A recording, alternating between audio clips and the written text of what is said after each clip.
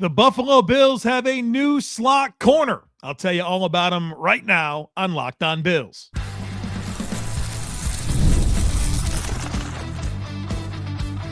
You are Locked On Bills, your daily Buffalo Bills podcast. Part of the Locked On Podcast Network, your team every day. What's up, Bills Mafia? It's Joe Marino, author of the Herd Mentality Substack, co-host of the Locked On NFL Scouting Podcast, co-host of the NFL First Read Podcast, and I'm your host of Locked On Bills. Locked On Bills is a proud part of the Locked On Podcast Network, now the #1 sports podcast network. Want to thank you for making Locked On Bills your first listen every day, and a big welcome and shout out to our everydayers. You know who you are. Those of you who never miss a single episode, I appreciate y'all being here very, very much. Well, folks, the legal tampering period is fully underway, and I'm excited to share some thoughts with you as the Bills have said goodbye to some players, but they also signed a new slot corner, which is the lead story as of right now. So let's talk all about it. Dee Alford has been signed to a 3-year contract worth up to, that's very important, up to $21 million with $10.12 million guaranteed. He's 28 years old, turns 29 in November, and he was a 2020 undrafted free agent out of Tusculum. And if you're not familiar with Tusculum, they are in Division II college football. He originally went to the CFL, and that was in 2020, which was the COVID year. He didn't play. Then in 2021, he was a starter for Winnipeg, and I think they won the Grey Cup that year. So then he gets the opportunity to go to the NFL. And he came to the Atlanta Falcons in 2022. And then 2023, 24, and 25, he was their primary slot cornerback. And now he's a member of the Buffalo Bills. He's 5'11", 175 pounds. So a smaller slot corner, which is interesting because Jaquan McMillan was Denver's slot corner, and he was 5'10", 183 pounds. So they've got some smaller corners here when it comes to what we think Jim Leonhard's defense is going to be in Buffalo. And my thought on that is both Atlanta and Denver are very blitz-aggressive teams. You have the Atlanta Falcons, who blitzed 36% of the time last year. That was the second highest rate in the NFL. Denver was number 5 at 33%. And they both had smaller slot corners that have good ball skills. I think you would look at Jaquan McMillan, you'd look at Dee Alford as both players that are smaller but really good when it comes to ball skills. In fact, both of those guys picked off Josh Allen last year. Dee Alford, of course, in the disaster primetime game in Atlanta, picked off Josh Allen. Dee Alford's coming off of his best season in the NFL, a career-high 13 pass breakups and 3 interceptions. He also had 11 pass breakups in 2024. Found it interesting that Dee Alford, among all the slot corners in the NFL, allowed the 3rd lowest passer rating against his coverage at 65.3. Number 1 was Jalen Davis with the Bengals. Then it was Jarrian Jones with Jacksonville. Then it was Dee Alford, just ahead of Cooper DeJean and Jaquan McMillan, who we just talked about. And so in the process of the Bills moving on from Taron Johnson, with the messaging being that he wasn't a fit for Jim Leonhard's defense, we are now learning about what he wants in the slot corner, and it feels like some quick twitch explosiveness, but ball skills. That feels like that's a very important thing for the slot corner in Jim Leonhard's defense. And obviously Taron Johnson made a lot of great plays in the ball, but I think they're looking for that explosiveness, that ability to quick trigger and drive and rapidly close it down. And I think obviously the pass breakups and interception numbers for Dee Alford over the last couple of years have been outstanding. And so this is the answer for the slot. I mean, it's a 3-year deal worth up to $21 million. we have a lot to learn about the actual contract and what the cap hit's going to be, but this is starter money, right? This is slot corner starting money. And I don't think it's going to be the same situation where a couple of years ago, Taron Johnson's playing every snap. I think the Bills will be in nickel and dime defense every bit of 60% of the time, but not quite the all the time nature that made Taron Johnson a full-time player. I think that Dee Alford will probably play 50 to 60% of the Bills' defensive snaps. That's the intent, at least. And I think they're looking for some more ability to play on the football. I'm excited to watch the film of Dee Alford. I am very familiar with Dee Alford, but I haven't watched him intimately through the years. And I will do that, and I'll come back to you with more thoughts on what the skill set is and what he truly brings to the table from having evaluated his film. That'll come very soon, and I'll do a film post for the Herd Mentality Substack, which I encourage you to join. Go to thejoemarino.com. There's a link in today's show notes. Check out the Herd Mentality Substack, where I am putting film content out on every player that the Bills bring in this offseason, whether it's going to be their draft picks or free agent signings. And so we'll get to work on Dee Alford very quickly here. But I think generally this is a quick twitch athlete that is not super big, but has ball skills. I think that's what Jim Leonhard wants out of that position. One note here that is important as we consider the Bills moving on from Taron Johnson is that the Bills actually ended up trading him to the Raiders. And from Ian Rappaport, he said, quote, Taron Johnson was announced as a release, but not officially on the wire yet. Las Vegas pounces. And so before the Bills were able to process the release of Taron Johnson, they came in with a trade. And it's not a substantial trade, but the Bills do get a 2026 sixth-round pick from the Raiders. They do send back a 7, but it's probably going to wind up being a jump in 30 to 40 spots based on the picks that both teams own. We don't know exactly which one. The Bills have 2 7th-round picks. The Falcons have 2 6th-round picks. But regardless of which one it is, it'll be a jump of 30-plus spots in the draft order for a player that you were going to release. And now Taron takes his talents to Las Vegas and plays for the Raiders. There is no difference in the cap implication here. You know, the Bills, again, we were talking about him as being a release player. Now he's a traded player. Regardless, the Bills gained $2 million in cap space, and it's $9.5 million in dead cap. So Taron Johnson, a Raider. Dee Alford, your replacement, the Bills' new slot corner, signed from the Atlanta Falcons. All right, we got more to do. I want to talk about some players that the Bills had on their team that now play for other teams, including one that is a New England Patriot, and I don't love it. We'll get to that here next, so folks, be sure to stick with me. It's tax time, but for a lot of us, the old way of doing taxes is a lot. Trying to book an appointment that's not the most convenient, sitting in a waiting room with a stack of papers, emailing back and forth and wondering if they really get your situation. But this year, you're getting a major upgrade. Intuit TurboTax now has in-person locations nationwide. You can meet face-to-face with a real tax expert and get your documents uploaded straight to the app on the spot. And just like that, you're done. Your TurboTax expert works to get you every dollar that you deserve while you get real-time notifications as you go about your day.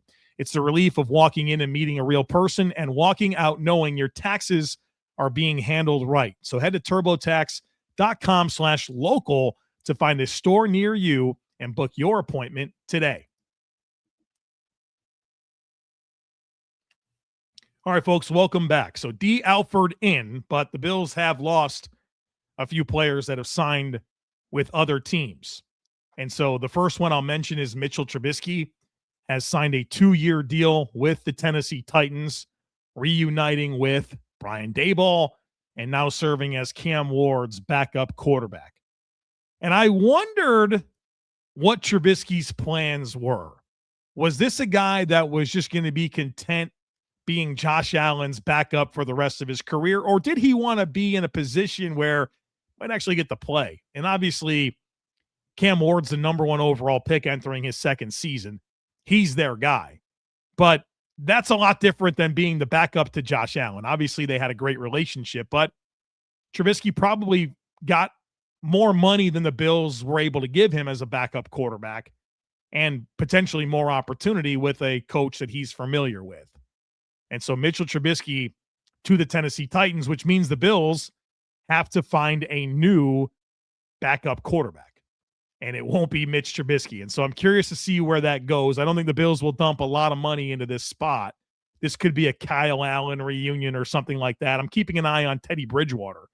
Teddy Bridgewater was Joe Brady's starter in Carolina, so there's familiarity there. There's some rumblings about Teddy Bridgewater and becoming a coach in the league, and maybe 1 year as Josh Allen's backup kind of gets him on that trajectory or something along those lines. But I'm curious to see where the Bills go with backup quarterback. I know a lot of people love the idea of the Bills drafting one at some point and having a cost control rookie as Josh Allen's backup, but I'm not going to say that won't happen, but I would be surprised if the player that they put into the quarterback room with Josh Allen is some 22, 23-year-old kid that's trying to figure out how to play in the NFL while Josh Allen's trying to figure out how to get this team to the Super Bowl. Everything the Bills have ever done with their quarterback room is about optimizing Josh Allen's performance. And a rookie quarterback being brought into the mix just doesn't do that. And so maybe that's what they'll do. I'd be very surprised. I think they'll bring in a veteran that is going to be very low cost. And so Mitch Trubisky, now a Tennessee Titans player, and the Bills are in need of a backup quarterback. This is the one that stings. Reggie Gilliam goes to the New England Patriots on a 3-year deal worth up to $12 million. First of all, good for Reggie. I mean, the guy was an undrafted free agent that just made the Bills team year after year, got better and better, good special teams player, excellent fullback, very valuable piece. And I'm disappointed to see him go, especially to the New England Patriots. But that's obviously a great deal for him compared to the contracts he's been signing in Buffalo. And I wish the Bills would have brought him back. It does lead to some questions in my mind about, are the Bills going to use a fullback? And if they are, is it going to be as much? And if they're only going to use it a little bit, is that something that Jackson Hawes can do? I'm curious about those types of factors. Obviously, Reggie Gilliam, a big part of the tush-push equation, a very good special teams player, certainly a top 2 or 3 special teams player that the Bills have. And so it's a loss. The Bills are not as good of a football team without Reggie Gilliam. And of course, he goes to the Patriots, which you just don't love to see. I'm happy for him. He gets a great contract. That's probably more than the Bills are willing to give him. But I am very curious to see if there is a fullback role and what the Bills do about it. That one felt like one that hurt a little bit. I kind of thought he'd come back. When you look at my mock off season that I did on Friday, I had the Bills bringing back 2 players of their own, Mitchell Trubisky and Reggie Gilliam. They were the first 2 to sign with other teams. And so that's disappointing, but I was not counting on Connor McGovern coming back. And that was awesome to see him return on such a value, a great value contract. And so I'm far less concerned about the fullback and the backup quarterback as I am the center. So I'm happy to get the center back. But those are, role players that matter in Trubisky and Gilliam, and now they are on other teams. Now, David Edwards got a big bag of money from the New Orleans Saints, so I have no idea how they're able to pull off some of the things that they do. But David Edwards to the Saints on a 4-year, $60 million contract. That's $15 million a season. I figured he would get more than McGovern. That happens. I'm glad the Bills chose McGovern over Edwards. I think McGovern's better than Edwards, and I think center is more valuable than guard. So that makes a lot of sense to me. But good for David Edwards. I think this is a player that, his career really got off the rails. He was drafted by the Rams, I think on day 3, maybe a 5th-round pick. And he was a starter for 3 years with the Rams. It looked like he was on this path of being a fixture for them. And then his last season, he gets concussed, and it costs him his whole contract year.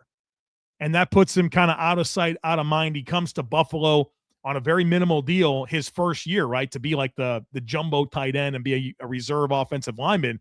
And he then became the Bills starting left guard and did a good job for 2 seasons.